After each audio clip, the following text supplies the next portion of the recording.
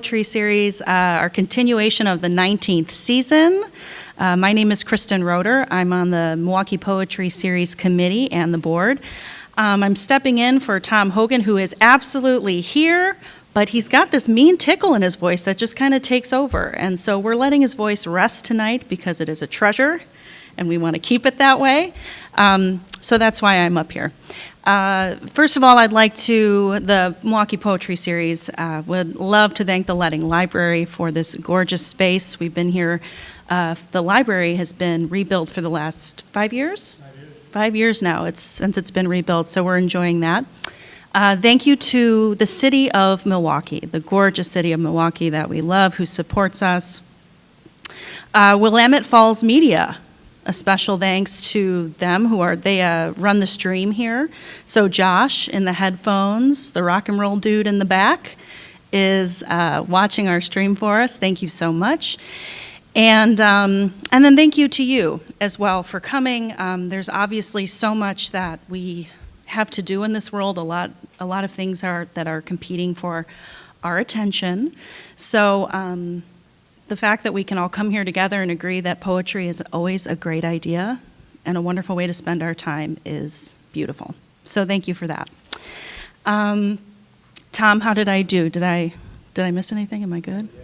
I'm good, okay. I covered the bases. Oh. Right, okay. So thank you for that reminder, Tom. I'm still in training. So we have our broadsides here, which is a poem by Irene Cooper, which she'll be featuring. We have our flyers for the rest of the season, the Milwaukie Poetry Series season, which is all over there on the two tables. And, yep, right there. So if at any time you just want to go and grab those before you go, that would be great. And also, Irene brought some of her books that are for sale. So we'll be sure to grab some of those before the night is over. Without further ado, I'd like to introduce our featured poet for October, which is Irene Cooper. A little bit about Irene. Irene Cooper's writings appear in Beloit Poetry, Denver Quarterly, and the Rumpus Witness, and elsewhere. She wrote the feminist noir novel Found, committal poet-friendly spy-fi about family, and Spare Change, finalists for the Stafford Hall Award for Poetry. Irene teaches at OSU Cascades, is a founder of the Forge Writing Program, facilitates creative opportunities in community, and currently serves as an editor for Airlie Press. She lives in the middle of Oregon, so thank you so much for coming. So Irene will read for about the next 40 minutes or so, and then we're going to do a little question and answer session, which we have a microphone for, and so I'll be bringing that around as well. Okay? Irene.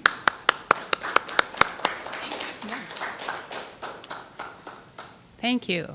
It is very exciting to be here. I have been looking forward to this so much. I had the pleasure of meeting our host tonight last year at the Portland Book Festival, just in one of those drive-by conversations that you have when everybody's standing around either looking to buy a book, looking to sell a book, or looking to chat. And yeah, I was thrilled to get an email saying that I was invited to be in the lineup, which, you know, is star-studded and just a fabulous bite of regional poetry, which as an editor for Airlie Press, has been around for 16 years and has a rotating volunteer collective board.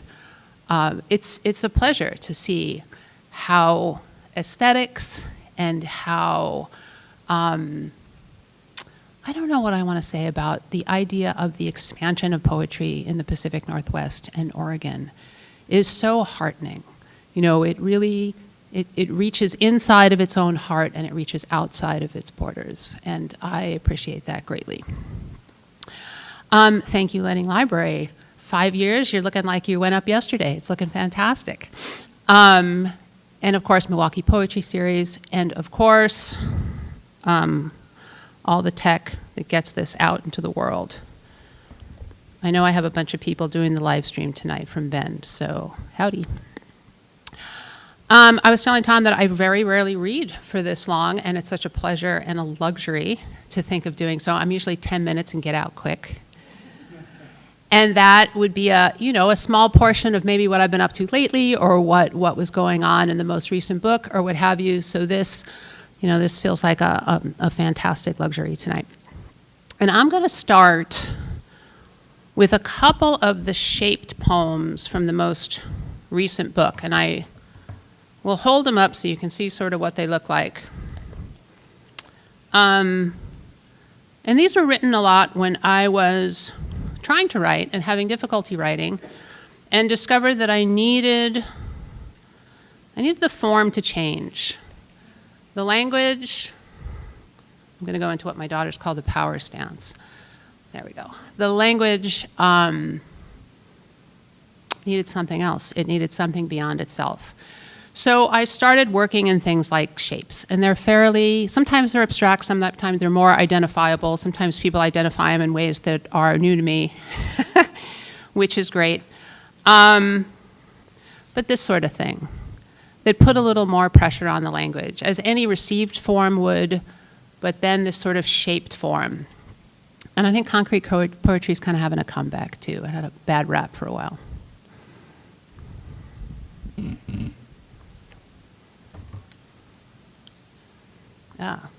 Let there be light.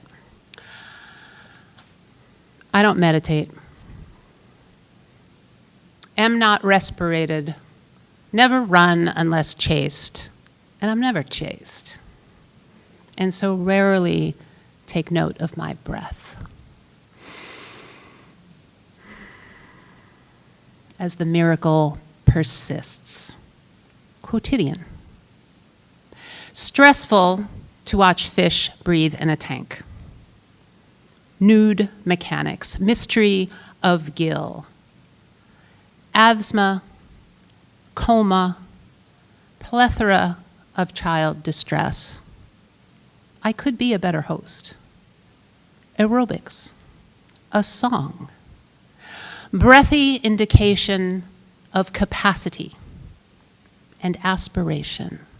Token thanks for bouncing back from all that freedom of choice and hubris, pink and springy as a fresh dime store sponge ball on a brick stoop, catching air.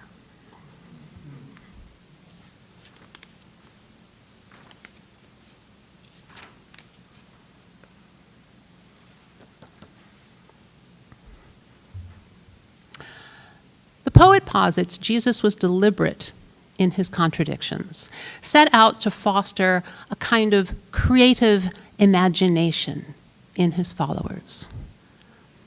But we're more tender than smart. Theoretical individualists who take kinder to a commandment than a concept, a mistake to believe we'd appreciate his God-given irony, ill-equipped as we are for the cosmic joke. Not even omnipotence can stop a flock once it gets tumbling downhill. Sweet Jesus, what can you expect of a people after they've suffered the locusts, the plagues, been flooded with such love?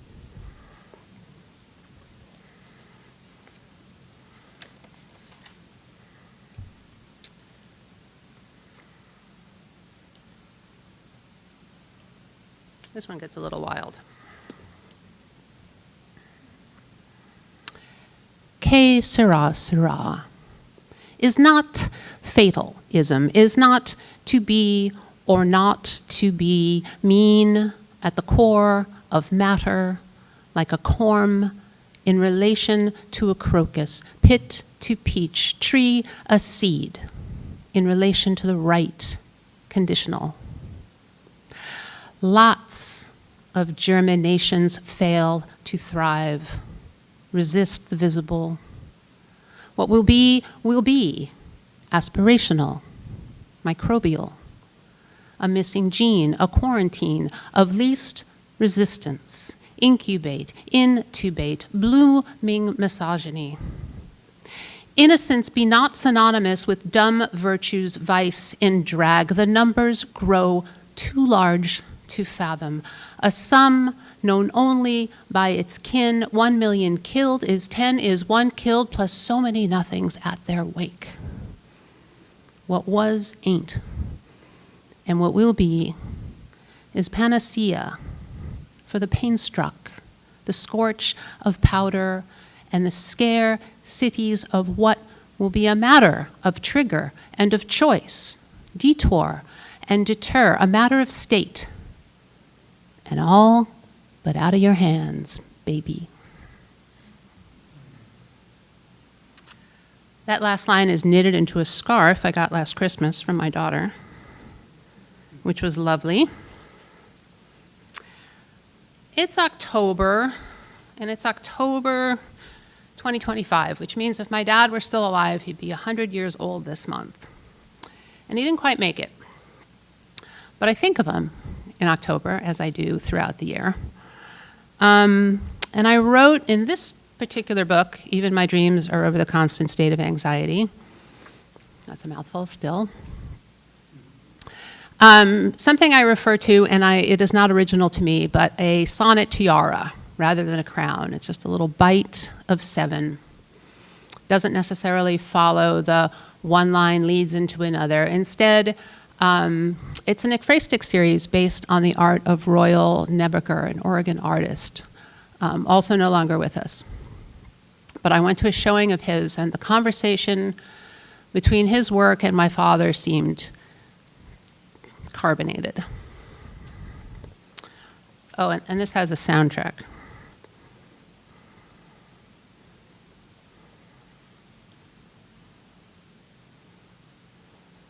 We'll see how this goes.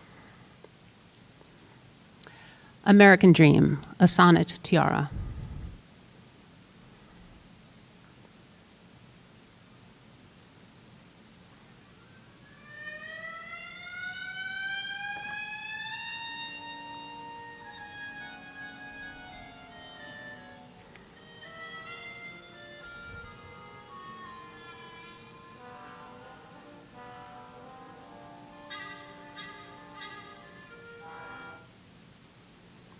It's possible no one asks. If you want any post-war real estate, you can, by way of a bank, call your own. I see a high-ceilinged walk-up, friends to bring a bottle, carapace of books, nothing to mow. A slip under the door to summon the super and his wrench. I could have this all wrong, your philosophy of belong. Maybe you do love her gardens, but then maybe you are only rooted in your vows, her sex. What to do with a bruised carcass, but pestle it under a grinding heel.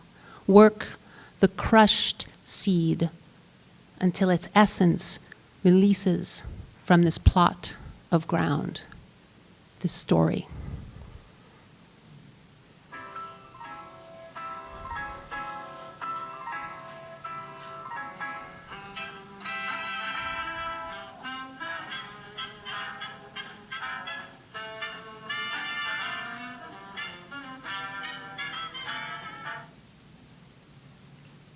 A man comes to the apartment to buy your Lionel trains.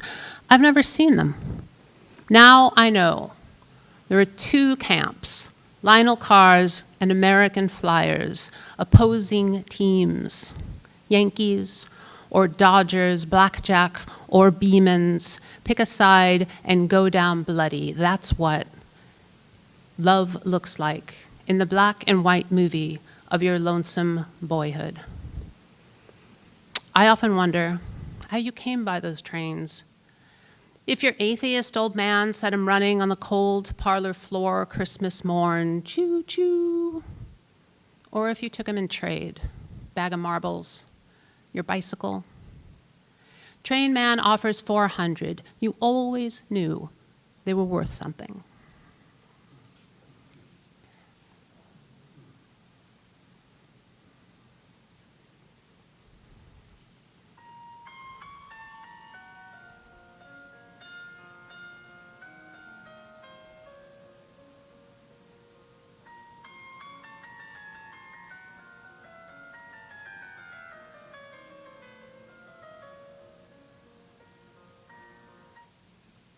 You are not at Buchenwald, not at Dachau.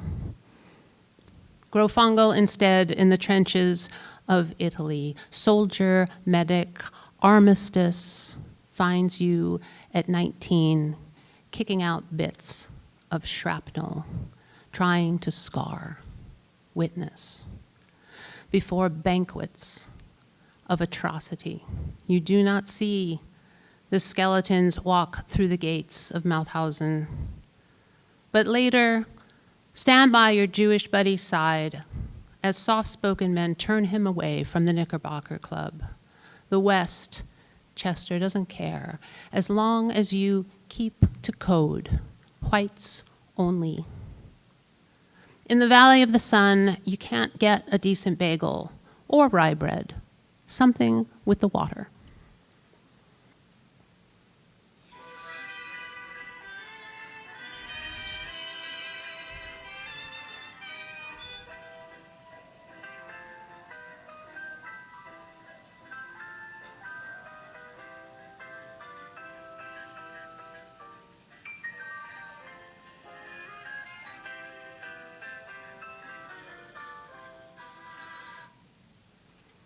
The movie star dances across the ceiling and up the walls, and your firstborn takes it for fact.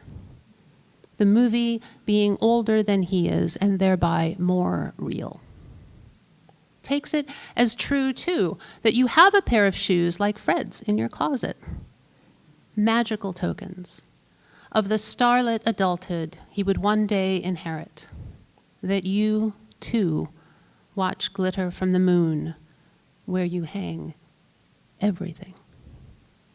Madman. 12 years on, grief will douse your golden age in chaos. But in 1960, the meaning of it all and all that will come dances in a blue lens, projects upside down, floats on a toddler's astonished breath.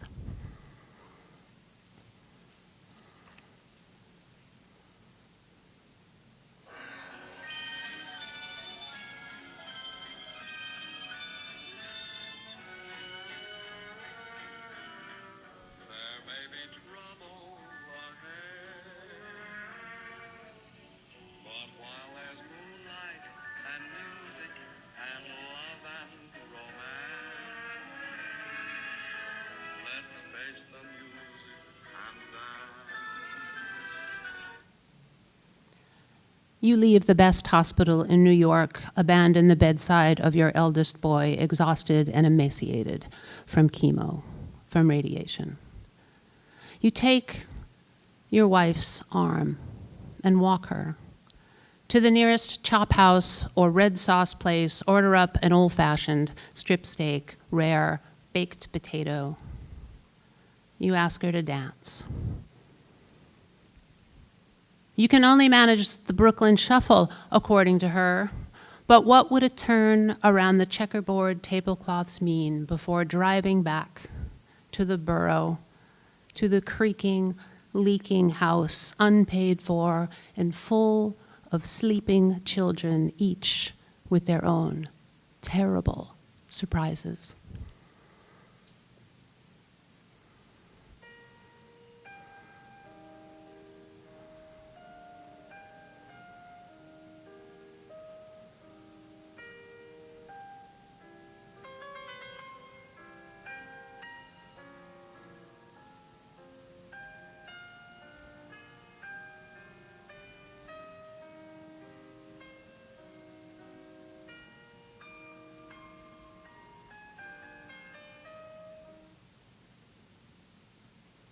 She is born in the year of the crash, but you are true issue of the Depression. Madison Avenue gig, a Republican trophy wife, it's the gestures that call you out. Coffee tins of nails, drawerfuls of rubber bands, your careful, clueless bookkeeping. You hoard tennis balls until half of them bounce like rocks. Say they're fine, good for serving against the backboard. I hate the game, but for you. One sun-sweaty day, we are leaving the park as a boisterous group of special needs kids spill onto the public courts. You toss them a bunch of balls, yellow clean and bright, buoyant, just the good ones.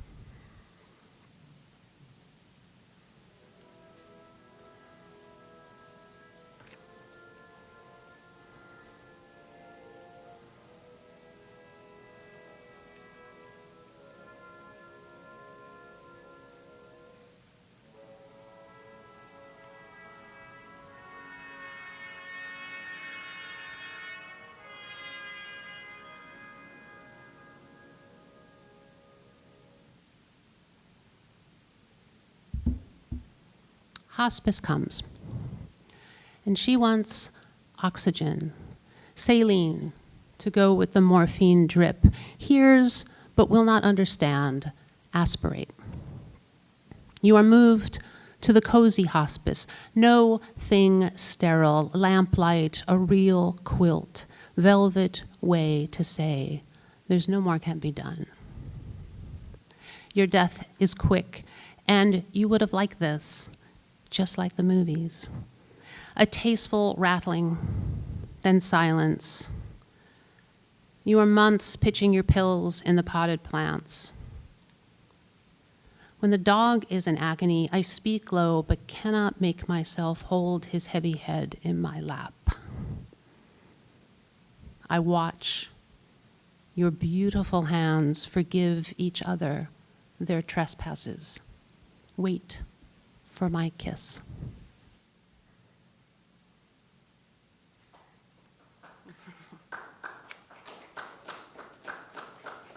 Happy birthday, Dad.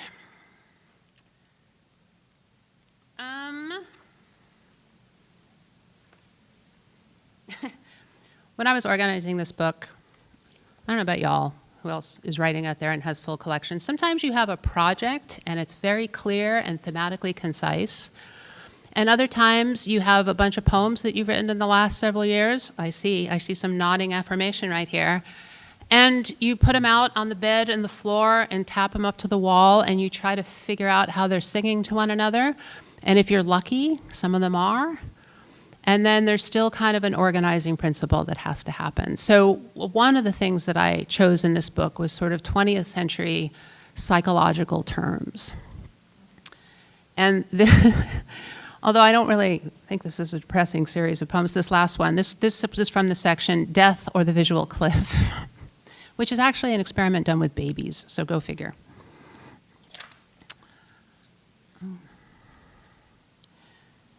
And this is a long poem that's really a series of poems that was originally commissioned for a nonprofit in Bend that is about river conservancy and all things water. And it didn't wind up there, but that's what inspired it. The Deschutes River Basin. It's called Drift, and there are 5 parts. 1, confluence, divergence.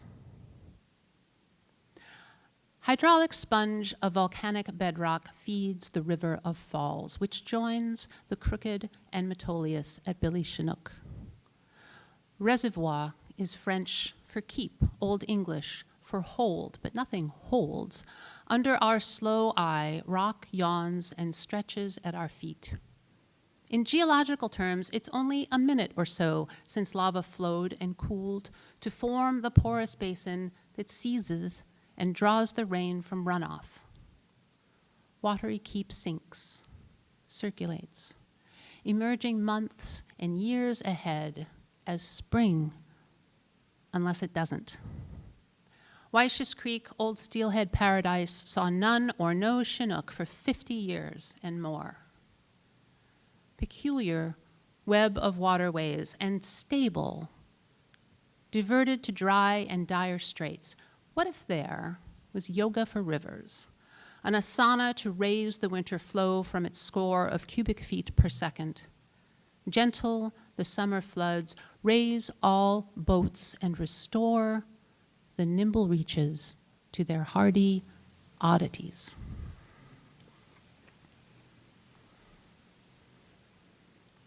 Space in nature. Jay bathes in a sprinkler puddled swing. Lawnmower stirs a doe to lift her gaze. Coyote cruises Deschutes River woods at noon. At twilight, bucks leap like skater boys on Colorado. Black bear paws Tumalo Creek. Mooney raccoon wakes the chickens, riles the dogs. Vixen skitters her red kits across Highway 97. Sudden owl swoops before the headlights. Bobcat skims the dusty rimrock, sights us, surprises us on our careful trails. Greater sage grouse. They numbered 16 million 50 years or so ago, and today the rough counts 500K, plenty to grouse about for the living 3%, plus uncrushed species that swim the sagebrush sea. Pygmy rabbits, pronghorn, golden eagles, coyote, yellow bells, milkvetch, tarweed fiddleneck, 350 entities native to the brush. A lek is the place male grouse display their moves, spike the air with punk fans of tail feathers, puff their masculine air sacs, gloop, gloop. Sage chickens mating on the sage steppe, losing ground and cover fast to fire, juniper creep, people. In Oregon, at least, the ranchers are on board. Save the bird, save the herd. Across state lines, nothing rhymes with gas with oil. But back to sex. The choreography commences at golden dawn. Competitive and feathered as any rodeo, many are called to the ancient do-si-do. Few get to do the deed. Lonely males await their season in a patch of scrub. Females get busy with the babies. The grouse is not endangered, but we watch. We watch this bellwether, this indicator. We watch tick-tock, the canary, as it dances in the coal mine. River critters. Macroinvertebrates lack a spine and are nimble environmental indicators of nutrient availability, temperature, oxygen levels. The ethereal dragonfly, the lowly flatworm ecomates to the macro lepidopteran. Swallowtail butterfly at the Metolius, Gothic window pane splendor, red ombres to gold to coolish black. Hatch chart in January. Mayfly in slack, slow water and back eddies. Caddis in deep, slow runs. The stonefly, the midge in April, they're in the riffles, the soft runs, the tailouts. In May, the salmonfly risk the fast and heavy boulder runs. Fish only want what anyone in their position would. A gravel bottom, calm backwaters, side channels. And for hiding, deep pools, sunk debris. Declared a threatened species in 2014, the spotted frog has it rough. No wetland in winter, eggs flush downstream in summer. Makes it hard to get a jump on the whole survival thing. A spot can be a blemish, or a spot can be a fixed point on the horizon, a way to focus.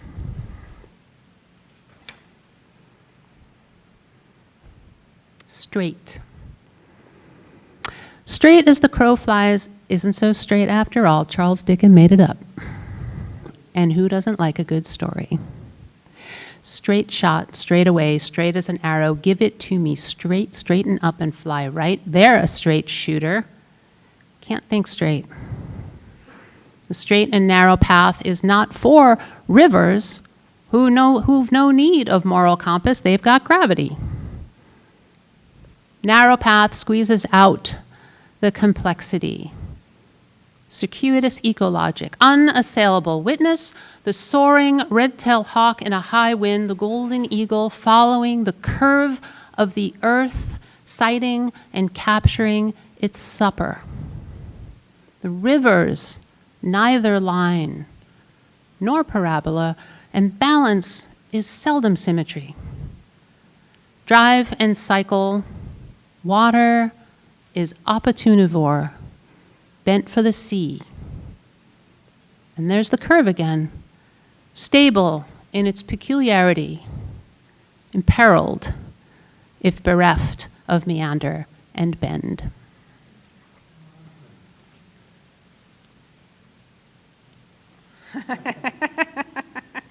Just looking.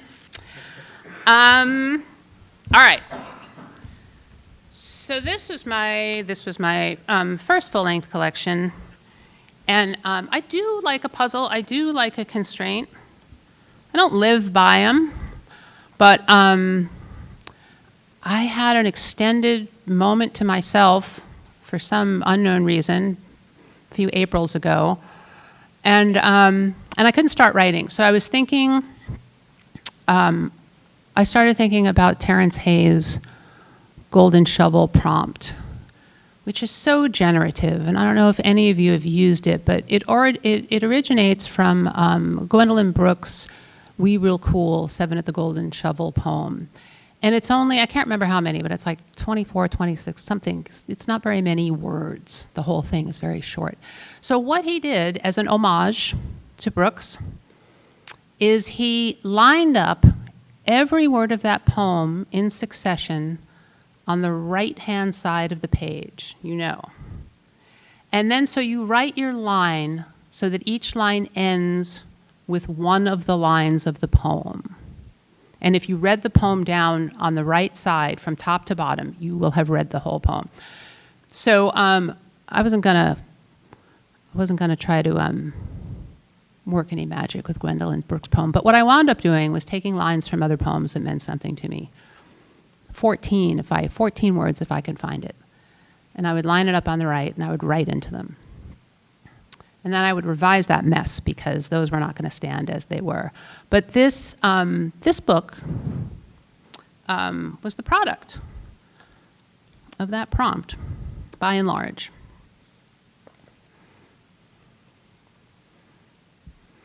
At the shore we see scarce evidence of us, opened bodies deboned and ocean stripped. Organs engaged in the kind of raw melody you expect of cells free of their people suits. No secret tissue now too hot to poke with a found liver with a length of carboned iris. Unmixed and strung like clean kidneys in sunlight, it's almost better than being drunk, this dissolution. Morsels for gulls served fresh on a frigid current of North Atlantic insult. It feels good to nourish something. You muck in the tide pools, fish out a heart-shaped rock, hand it to me.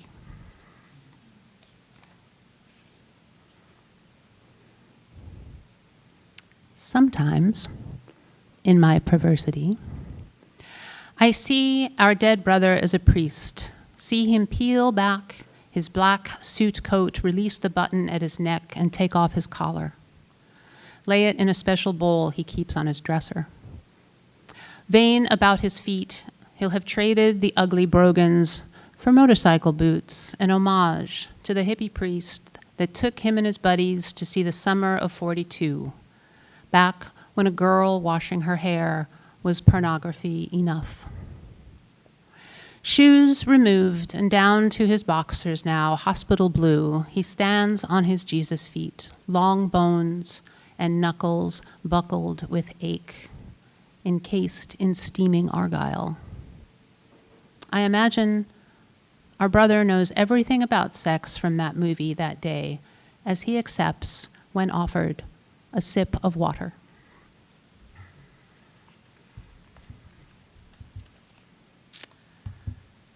Alrighty.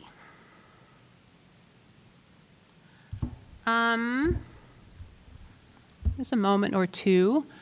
So I recently had the delightful experience of publishing this wee little chapbook here, and the reason it was so delightful, this is one of those little projects. It would not have suited a larger tome. It's really just this specific thing that I was doing at the time. And Spoon River Poetry Review out of Illinois, under the auspices of the State University of Illinois, has a publishing class. So they run a contest. It was their first contest. I think very few people entered it, to be perfectly honest with you. And they picked two winners, and I happen to be one of them, which is thrilling. It's thrilling. I don't often enter contests anymore because they're daunting. And I am very strengthened from my rejections. I'm pretty good. I don't need a whole lot more. Just now and again. But anyway, what I really love is that this undergrad publication class, while they did not choose the selections, that was a juried event, they did produce the books, and in a term, which I thought was amazing. And they design the cover, and they sew the books, and they do the layout, and they learn all this wonderful information about publishing. And here it is. Here's this thing, which also goes with the 19th anniversary theme of the Milwaukie Poetry Series. I think we're in conversation there. So anyway, this is another form. They all look like this. Very, very similar, very homogeneous. It's a syllabic form, and I owe a huge debt. I owe a huge debt to more people than I can number here, but to the very fabulously named Adelaide Crapsey, who in the 20th century invented her version of the cinquain, which is 5 lines with a syllabic pattern of 2, 4, 6, 8, 2. And I loved it. I love what she did with it. But every time I wrote one, it was a dirge. And I'm like, nope, I can't write any more of these. But I thought maybe I could do something different. So this octets is a 8-line poem. An octet is an 8-line poem with a syllabic pattern of 2, 4, 6, 8, 8, 6, 4, 2. It's a mirror. And it allowed me to put some complicated feelings from the last 2 years into a very abstract shape, which is really handy when you sort of kind of want people to know what you're talking about, but not exactly. And I'll read a couple of those. We laugh, sniff, and paw a bowl of green mollusks, blue lips a shimmer in butter. Catch of moan at the decadence, the whole organism taken in one swallow. Shutter, like jellied fish, or shudder, in any case. A hand presses on the cold glass, occluding passage, mocking touch, nothing to see as the salt pools in our mouths.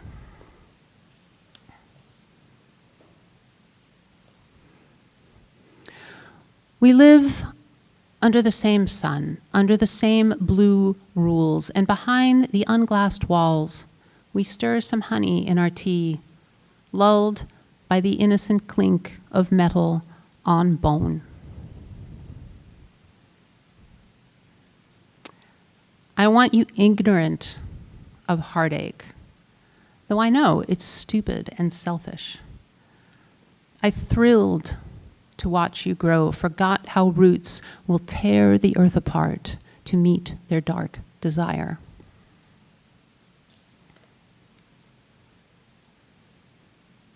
Tom, are we there? All right. Regardless of the prompt, every poem's about war. Shepherds transformed to recruiters, stars to shells, lexicon turned on itself, bears, our lingua franca, our martial heart.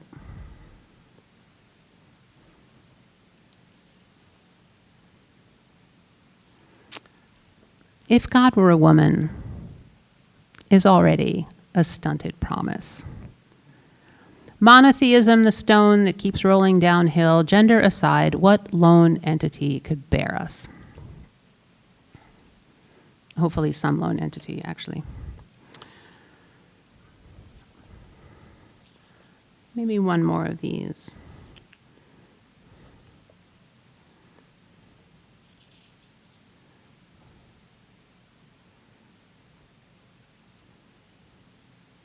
Good talk. Glad you feel you could open up in this way. No, I'm fine, really, my bad, for exposing my tender flesh so near to your gnashing teeth, so close to your starve.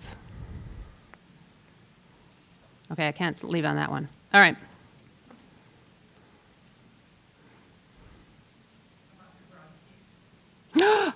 What a good idea. Does anybody have one in their hand? May I?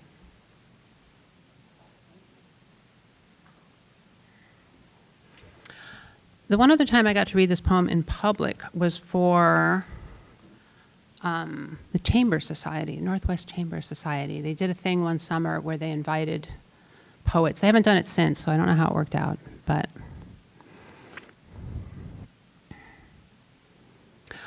I hunger for the salted bagel crust of foreign soil, tough and differently watered, tongue sharp. Slip ripple of laugh, a fatty flood to be lifted, unlevied, my densities made buoy. The citric squeeze, pithy twist before the pop, apex of may not be born. Perfume I can eat. Fire to turn me liquid, the verdure of reunion with all my wintered selves. Last night I dreamed of failure and didn't care. Sugar burns too easy to bitter. Give me the gilled meat of what's buried. Feed me your mysteries. Fill my belly with must. Thank you.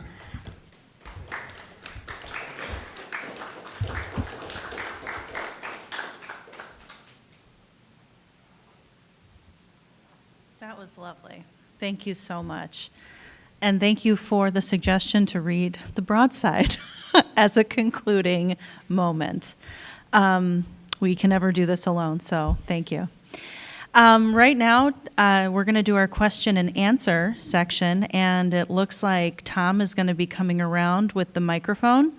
So something to keep in mind, if you have a question, this is for the people, this is so the folks who are listening on the streaming can hear your question.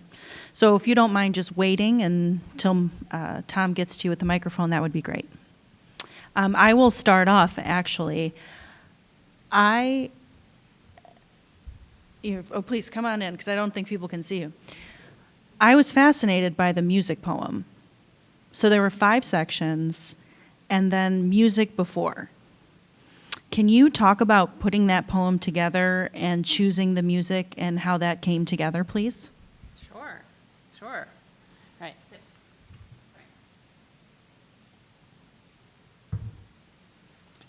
All right. So for those of you who perform your poems, it can be difficult to figure out how to pull the poems off the page and into the air in a way that stays kind of lively and meaningful, or for me, I think. So performance is different from writing, is different from thinking about the poem. But since these were so tied to memories of my father, who was very much an amateur musicologist of a certain age. Rodgers and Hart, not Hammerstein. I can hear him up there now. Cole Porter, very many pianists that he loved. This was the soundtrack of my childhood if Dad was in charge of the music. And my mother as well, who had been a showgirl in her youth. So they were very much sort of tied to this musical golden era. And there's a little bit of Chopin in there as well, because my father was Polish. And, inherently that sort of Eastern European sadness was in there somewhere. But his absolute idol was Fred Astaire. Absolute idol. And so when I was going through these, I also wanted to note kind of the progression of a life, which pre-family started in late adolescence in World War II, He was there when he was 17 or 18, and he was there till the end of it and got injured a couple of times. And we never heard a word of that except for the jokes. There was none of that. But of course, there's always some of that, right? There is the actual scarred skin. There's a certain sensibility and sensitivity to someone with that experience. So I think it was before a performance where I was starting to think about how to make the speaking of these poems more legible to an audience who didn't know my dad. And music seemed the organic way in. And then the choice of it, I mean, I could have made a lot of choices. There's a great big songbook I could have plucked them from, but certainly it had to have at least a couple of Astaire tunes, and then again I said a little bit of that classical drama, which he would shy away from, but I think was part of that 20th century impetus to try to talk about the horrors of that century. Any other questions?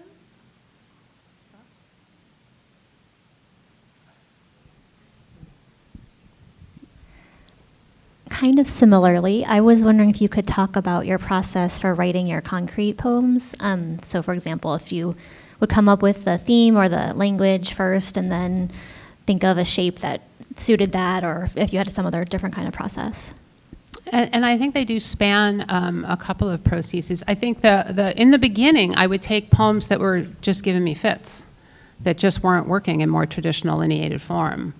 And I generally, as a point of revision, I will write in 3 or 4 forms. I'll write a prose poem. I will always write something into couplets. I have a couple of go-tos just to put enough pressure on the language to try to figure out what the poem wants. None of them were working. And I just kept staring out of this window in front of me with this plum tree in front of it and a bunch of crazy quails on the roof. And I'm thinking, this is my frame. And for some, I think it kind of happened serendipitously the first time, but I took existing poems and started to wonder what kind of shape they could be in. And usually I was thinking about something abstract, like, well, breathing is an abstract, but I would be thinking of things like breath. And then some, as I wrote more of them, these were combined goals to sort of think about what I wanted to say and the shape that I wanted to put it in. And it was a little bit, I mean, I still write a concrete poem now and again. I think all of my stuff has an architectural element to it, but the truly shaped poems, I don't know that I'll necessarily come back to that. It was very much of its moment. But, never say never. Tom, do you have a question? I have a question. And I'm wondering if you could talk some more about the first book that you read from, and just how you put all that together. And This one. That one. Mm-hmm. And it is. Well, I mean, the most recent's The Little Baby, but this is the full collection published with Airlie Press in 2024. Part of it's your decision to not go with capitals. Well, I think about that all the time, and I do sporadically use capitals, but I am kind of, I may be stuck on this actually. This may be a snag in my practice, but somebody, maybe it was Evie Shockley, maybe it was somebody else, was sort of talking about, the visual hierarchy of the language and the letters. And there's really something about having them all be the same size that made a lot of sense to me. And probably from that perspective of the pronoun, of the I pronoun. It just took the height out of that. And my name begins with I, and my mother's name was Irene, and I'm not going to lie about the baggage inherent in that. So I think the idea of just trying to eliminate this hierarchy of visual form, and that sounds pretty fancy. At this point, it may be a habit. I don't know. Not sure. But the organization of this, so the concrete poems mostly, the ones that are really specifically shaped, mostly live together. And I was thinking, I'm a fan of Leonora Carrington. I have a quote from her in the beginning, and her surrealist, her serious nuttiness. But this language really started to speak to me. So the shaped poems come under the chapter title of Shadows or Structured Observations. And that's not my language. That comes from the psychological canon of the 20th century.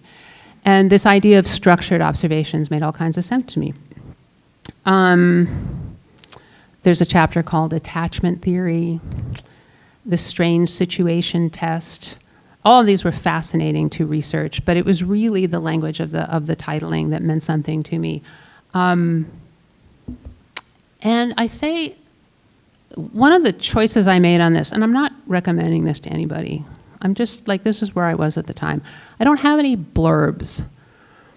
And I wrote my own back copy. And I did that because in that moment in time, I felt like poets and writers and artists, while very generous people in generous community, had enough going on. And it felt like the economy of that, being a person who lives in the middle of Oregon, who most of my poetic contacts came over in the pandemic, over the internet, I don't have a lot of this where I am. So I think this idea of a little distance in the language, a little formality, was what I was thinking about when I was organizing the book. This idea of anxiety as a really private affair, but also something, what do I want to say? Something we talk about so much, but is so individually experienced. If I got there, maybe. Thank you.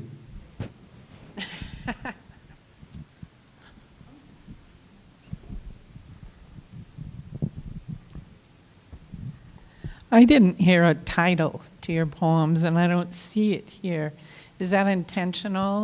Well, obviously it's intentional. What's the thought process there?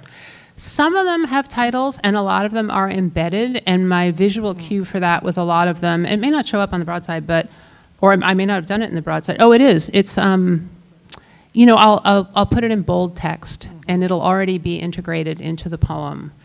And I love titles. I love titling. It's one of my, I must be the marketing background. I'm like, yes, something snappy. But, and when I talk to poetry students, I'm like, the title, if one exists, is going to assist in the understanding of the poem, or it's going to add some kind of surprise, or you're going to get to the bottom of the poem and race up to the top and discover something, but the title does so much work. It's not just slapping a name on the poem, right, as we know. And I didn't always feel that for a lot of these poems. I felt like they already contained all they were going to contain, and that a title would be distracting. But some of them, very few of them, but some of them do have titles.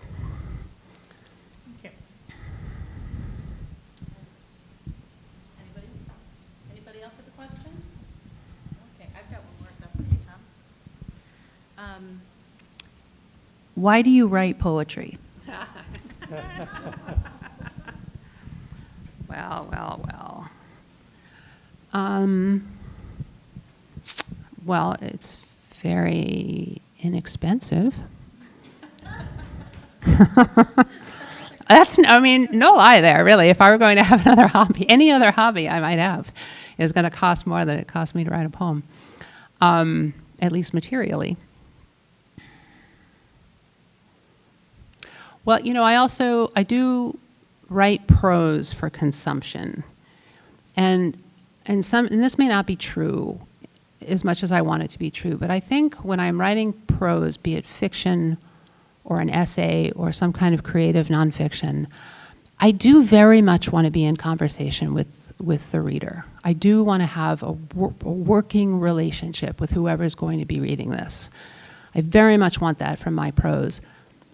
But the poetry, I'm talking to myself in ways where I don't have to be I can vary. I mean, if it winds up being received by an audience, that's fabulous.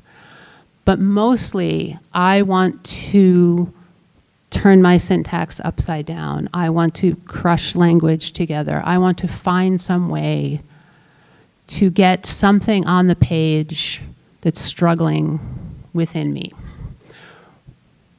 And that speaks very specifically to maybe what I'm after with a poem, which is to get at something difficult most of the time. I hope also to have a corridor where I am writing odes. You know, I'd love to write an ode. Love to be in praise of. There's plenty of things to be in praise of. And I'm not unaware of that, but that's not what I'm using the poems for. So great. Well, that's wonderful. Any other questions? Oh, Jane.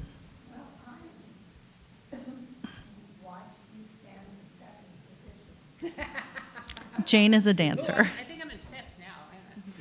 Yes, right. Anyway, I watched you in second position the whole time. And when I was teaching one of my students, I taught a speech class and also dance. And he said, "You always stand in second position. And you have a good second." Thank you. I mentioned the showgirl mother, did I not? Yes. Yeah, there were ballet lessons. Oh, that's great. Yeah, I didn't retain the posture, but I got the feet down. Well, does it work? Does it definitely? I can't not do it. Well, if we're stable, if I have something in my hand, I like to move. I like to do that as well. But if I have to be stable, it has to go out. Yeah. That's awesome. Do we have any questions online, Josh? No questions online. So then at this time, I think we'll conclude with our reading. Let's do one huge round of applause for Irene Cooper for coming out tonight. Okay. She has a final poem.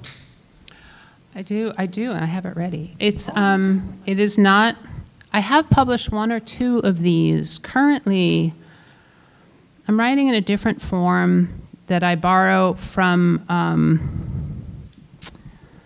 some Latin American writers called the Decima, and I don't follow it exactly, but the form is thus. There are 4 initial lines followed by 4 10-line stanzas, and each stanza will repeat one of the initial 4 lines. There is a 7, 8, or 9 syllabic suggestion for the lines. Again, I sound like I'm all about the form, but I have been really loving this form, and I'm going to read one of those poems.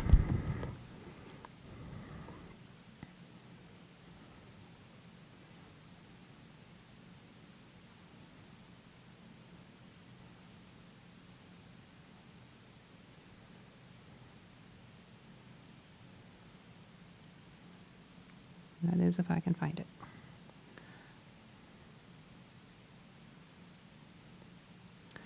And this one is called Black Sutures. And I wrote it after the dam came down here, after a dam came down in the Pacific Northwest.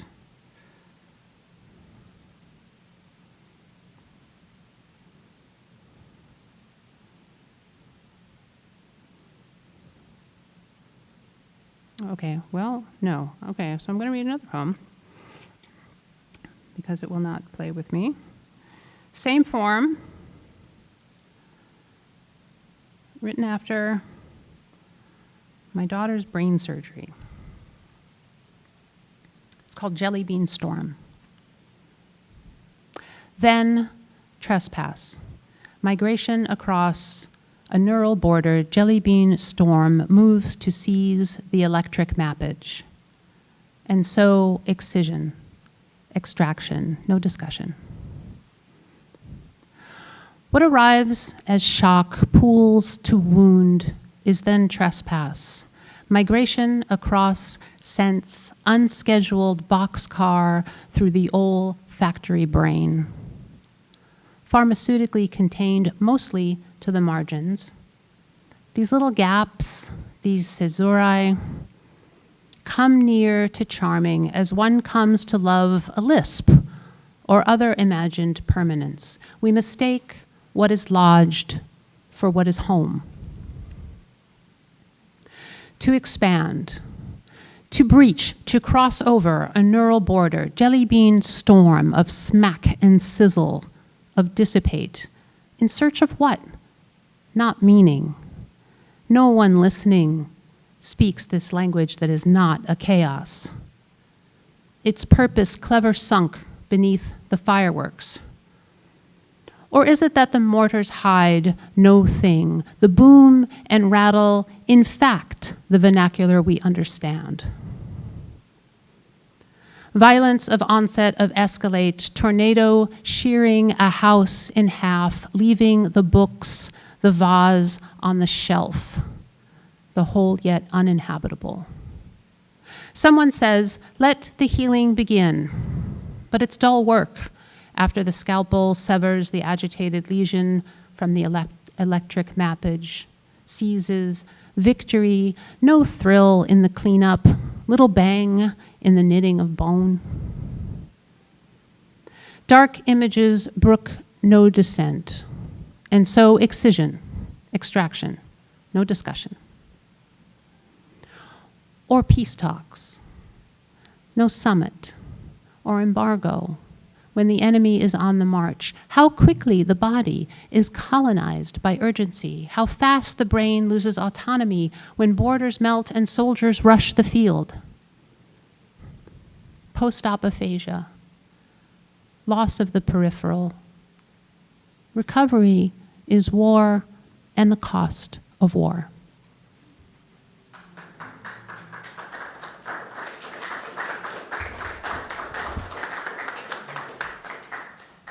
Thank you so much. Thank you. One more round of applause. Thank you guys so much. We have refreshments. Thank you to Tom's lovely wife, Jane. So please snag a cookie or an orange, pick up those flyers, take a broadside with you, and Irene's books are for sale at the end. Our next big thing is Carlos Reyes on November 12th here, Letting Library, 6 p.m. Be there, be square. Thank you, Tom. We're out.